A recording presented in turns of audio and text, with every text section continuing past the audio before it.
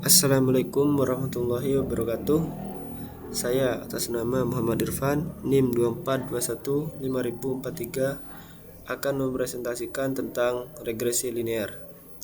Regresi linear adalah salah satu metode statistik yang digunakan untuk menganalisis hubungan antara satu atau lebih variabel bebas, independen variabel atau X, dengan variabel terikat. Tujuan utama regresi linear adalah memprediksi nilai suatu variabel berdasarkan hubungan yang dimiliki dengan variabel lainnya. Lanjut, tujuan regresi linear. Regresi linear digunakan untuk yang pertama, mengetahui hubungan antara dua variabel, yang kedua, melakukan prediksi nilai di masa mendatang, yang ketiga, menentukan pengaruh suatu variabel terhadap variabel lain, dan yang terakhir, membantu pengambilan keputusan berdasarkan data. Lanjut, konsep dasar regresi linear.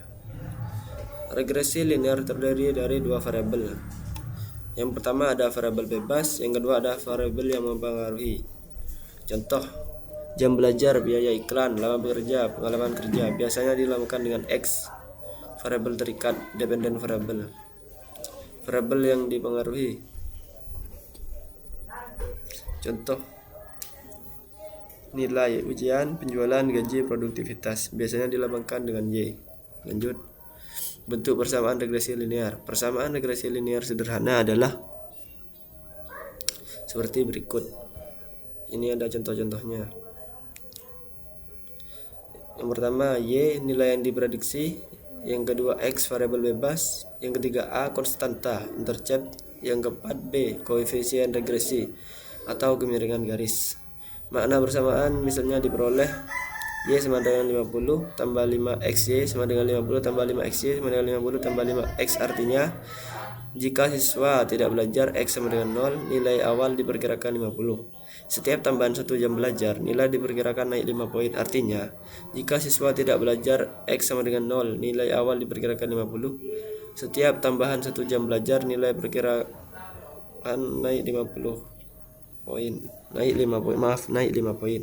Lanjut, cara kerja regresi linear.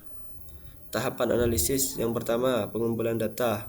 Yang kedua, menampilkan data dalam scatter plot. Yang ketiga, menghitung garis terbaik best fit line. Yang keempat, membentuk persamaan regresi. Yang kelima, menggunakan persamaan untuk prediksi. Lanjut, contoh data. Berikut adalah contoh datanya. Jam belajar dilambangkan dengan X, nilainya dilambangkan dengan Y. Lanjut, contoh grafik, contoh data. Grafik di bawah menunjukkan hubungan positif antara jam belajar dan nilai. Yang pertama, titik-titik menunjukkan data asli. Garis lurus merupakan garis regresi terbaik, dan semakin dekat titik terhadap garis, semakin baik model regresinya. Lanjut, menghitung persamaan. Misalnya, hasil perhitungan menghasilkan Y sama dengan 54,8 tambah 5,4 XY sama dengan 54,8 tambah 5X,4 XY sama dengan 54 tambah 8 tambah 5,4 X. Artinya, nilai awal sama dengan 54,8. Setiap tambahan 1 jam belajar, nilainya meningkat sekitar 5,4 poin. Lanjut, contoh prediksi. Berikut adalah contoh prediksinya. Lanjut, interpretasi koefisien. Misalkan persamaan Y sama dengan 30 tambah 8XY sama dengan 30 tambah 8XY sama dengan 30 tambah 8X. Artinya, konstanta 30 menunjukkan nilai awal ketika X sama dengan 0. Koefisien 8 berarti setiap kenaikan 1 satuan menyebabkan Y bertambah sekitar 8 satuan. Jenis regresi linear. A. Regresi linear sederhana, hanya memiliki satu variabel bebas. Contoh, jam belajar, nilai. B. Regresi linear berganda, memiliki lebih dari satu variabel bebas. Contoh, jam belajar, kehadiran, motivasi. Semuanya digunakan untuk memprediksi nilai siswa. Lanjut, asumsi regresi linear. Agar hasil analisis valid, beberapa asumsi yang perlu dipenuhi adalah hubungan antara X dan Y bersifat linear. Yang kedua, error memiliki rata-rata 0. Yang ketiga, error saling bebas atau independen. Yang keempat, varian error konstan atau homoscedasticitas. Yang keempat, error berdistribusi normal. Lanjut, kelebihannya dan kekurangannya. Kelebihan, mudah dipahami perhitungan relatif sederhana, cepat digunakan, contoh untuk prediksi, cocok untuk prediksi, banyak diterapkan di berbagai bidang. Hanya cocok untuk hubungan, kekurangannya hanya cocok untuk hubungan linear, sensitif terhadap data pencilan outlier, tidak mampu memodelkan hubungan yang sangat kompleks bergantung pada kualitas data. Lanjut penerapan regresi. Yang pertama ada regresi linear banyak digunakan dalam berbagai bidang seperti yang pertama pendidikan, memprediksi nilai siswa berdasarkan jam belajar.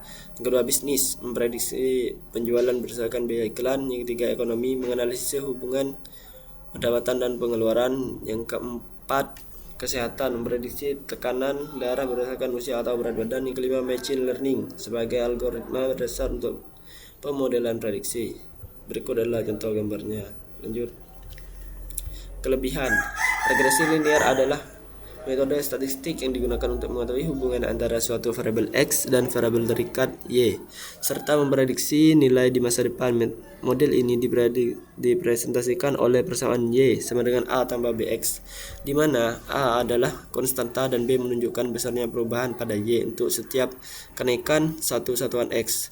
Karena sederhana, mudah dipahami, dan efektif untuk data yang memiliki hubungan linear.